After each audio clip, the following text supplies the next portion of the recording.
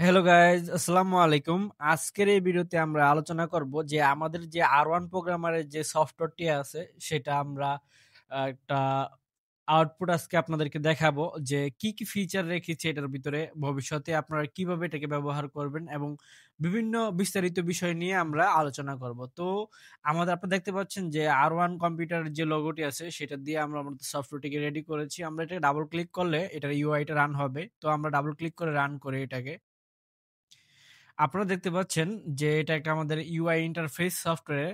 খুবই নরমাল ভাবে আমরা তৈরি করেছি। ভবিষ্যতে এটার ভিতরে আমরা আরো নতুন, নতুন ফিচার এড করব। বর্তমানে আমাদের সফটওয়্যারে যে ফিচার গুলো আছে সেগুলো নিয়ে আমরা এখন আলোচনা করব। নরমালি একটা প্রোগ্রামের ভিতরে যেরকম ধরেন বিভিন্ন ধরনের প্রোগ্রামার আছে মার্কেটে, যে চাইনিজ প্রোগ্রামার গুলোর ভিতরে কমন যে অপশন গুলো আছে সেগুলো তো আছেই। আজকে আরো কিছু এক্সট্রা অপশন নিয়ে আমরা আলোচনা করব। আর নরমাল যে বিষয়গুলা এগুলা কমন বিষয়। এগুলা জানানোর মানুষের কোনো দরকার নেই। কিন্তু আমাদের যে এক্সট্রা অ্যাডভান্স যে ফিচার গুলা আছে যেগুলো আমরা প্রোগ্রামারে এড করেছি সেগুলো অবশ্যই যারা ইউজার আছে, যারা টেকনিশিয়ান আছে তাদেরকে অবশ্যই জানা জরুরি। তো আমাদের যে সফটওয়্যারটি আছে বা আমাদের যে প্রোগ্রামারের ভিতরে আমরা নতুন, নতুন কি ফিচার এড করছি বা আমাদের যে সময় লঞ্চ ডেট হবে, কোন, কোন ফিচারের সাথে আমরা লঞ্চ করব, এই বিষয়গুলো আমরা সফটওয়্যারে কম্বাইন করে প্রোগ্রামের সাথে যোগ করেছি। তো আপনারা এটা কিভাবে ব্যবহার করবেন এবং এটা সম্বন্ধে বিস্তারিত বলা হবে আজকে। তো শুরু করি আজকের মতো ভিডিওটা বেশি কথা না বলে। তো বেসিক করে আপনারা দেখতে পাচ্ছি এখানে যে ওপেন, তারপর সেভ, এখানে দেখতে পাচ্ছেন বেসিকলি কিছু অপশন এড করা হয়েছে। তারপরে এখানে রিড, ইরেজ, ভেরিফাই, তারপরে এখানে আরেকটা অটো অপশন আছে। এখানে আমরা ইরেজ, প্রোগ্রাম, ভেরিফাই এখানে ক্লিক করে দিলে অটো সিলেক্ট হয়ে যাবে। এখানে দেখতে পাচ্ছি যে এখানে একটা স্টপ নামে বাটন দেওয়া হচ্ছে। যদি কোনো আমাদের এরকম একটা বায়োস আমরা প্লাগ করলাম যেটা আমরা প্রোগ্রাম করতে চাই না বা ওইটা ভেরিফাই করতে চাই না, আমরা এখানে স্টপ বাটনে ক্লিক করে সাথে, সাথে পুরা প্রোগ্রামটা স্টপ করে দিতে পারি।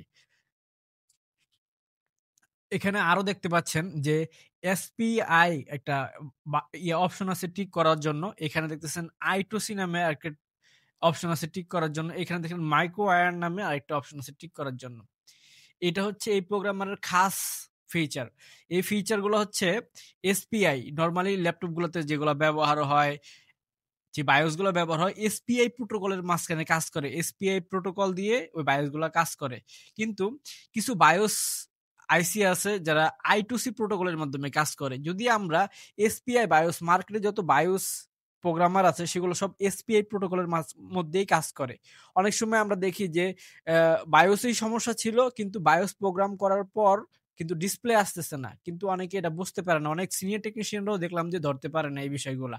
কারণ অনেক সময় এরকম হয় Lenovoর ThinkPad অনেকগুলা সিরিজে আসছে। Lenovoর ল্যাপটপ গুলাতে এরকম আপডেট সিরিজের যে ল্যাপটপ গুলো আছে সেগুলোতে I2C প্রোটোকলের বায়োস ব্যবহার করা হয়েছে। তার কারণে এসপিআই প্রোটোকল দিয়ে যেই প্রোগ্রামার গুলা ব্যবহার করা হয় সেগুলো দিয়ে আপনার বায়োস করার পরেও ডিসপ্লে আসে না। কারণ ওই বায়োস গুলো I2C প্রোটোকল সাপোর্ট করে তার জন্য। তার জন্য আমরা এই প্রোগ্রামার ওই দিকটি খেয়াল করে ওই I2C যেই প্রোটোকল আছে এটাকে লক্ষ্য রেখে আমরা আমাদের প্রোগ্রামের I2C প্রোটোকল রেখেছি। আর মাইক্রো ওয়্যারেরও অনেকগুলা বায়োস আছে মার্কেটের ভিতরে। আপনারা যদি এখানে ক্লিক করে আইসি, এখানে দেখতে পাচ্ছেন যে এসপিআই প্রোটোকলের কতগুলা কোম্পানি আছে। ঠিক আছে? তো I2C কম I2C প্রোটোকল I2C প্রোটোকলের এখানে দেখতে পাচ্ছেন যে কতগুলো চিপের মডেল আছে। তারপর মাইক্রো ওয়্যারের কতগুলো মডেল আছে এখানে। আপনারা এখান থেকে বিস্তারিত জানতে পারবেন। তো আমাদের সফটওয়্যারে আরো কি, কি ফিচার আছে আমরা একটু দেখি। আমরা এখানে যদি হার্ডওয়্যারে যাই, হার্ডওয়্যারে গেলে এখানে দেখতে পাচ্ছেন যে ইউএসবি এপিএস, তারপরে CH341A, CH3470 এগুলো হচ্ছে আলাদা আলাদা প্রোগ্রাম। আমাদের যেই প্রোগ্রামারটি যদি আমরা প্রোগ্রাম করতে চাই তাহলে আমি একটু আমাদের যে প্রোগ্রামারটি আছে সেটাকে প্লাগ করি আপনাদেরকে দেখানোর জন্য। আমাদের প্রোগ্রামারটি আমরা প্লাগ করে দিয়েছি। এখন আমরা এখানে টেস্ট করি। দেখছেন আমাদের দেখতে পাচ্ছেন যে আমাদের আইসি ডিটেক্ট করতেছে এখন। তো আমরা যদি হার্ডওয়্যারে যাই, এটা হচ্ছে আমাদের মেইন কন্ট্রোলার। যেটা হচ্ছে FT232H, এটা হচ্ছে আমাদের হেড কন্ট্রোলার। আমরা এখান থেকে এই সফটওয়্যার, আমাদের যেই সফটওয়্যারটি আছে এটাকে ব্যবহার করে Arduino প্রোগ্রাম করতে পারবো। তারপরে আরো বিভিন্ন ধরনের বায়োস প্রোগ্রামার একই সাথে কানেক্ট করতে পারবো। যে মার্কেটে আমরা ভবিষ্যতে আরো প্রোডাক্ট লঞ্চ করব, আমাদের একটা সফটওয়্যার দিয়ে মাল্টিপল প্রোডাক্ট রান হবে। ঠিক আছে? তো আপনারা এরকম না হবে না যে চাইনিজ আমরা প্রোডাক্ট কিনলাম, আলাদা, আলাদা হার্ডওয়্যারের জন্য আলাদা, আলাদা সফটওয়্যার। আমাদের একই সফটওয়্যারের ভিতরে মাল্টিপল হার্ডওয়্যার আপনারা কানেক্ট করতে পারবেন। তো এই ভিডিওটা বেশি লং করব না।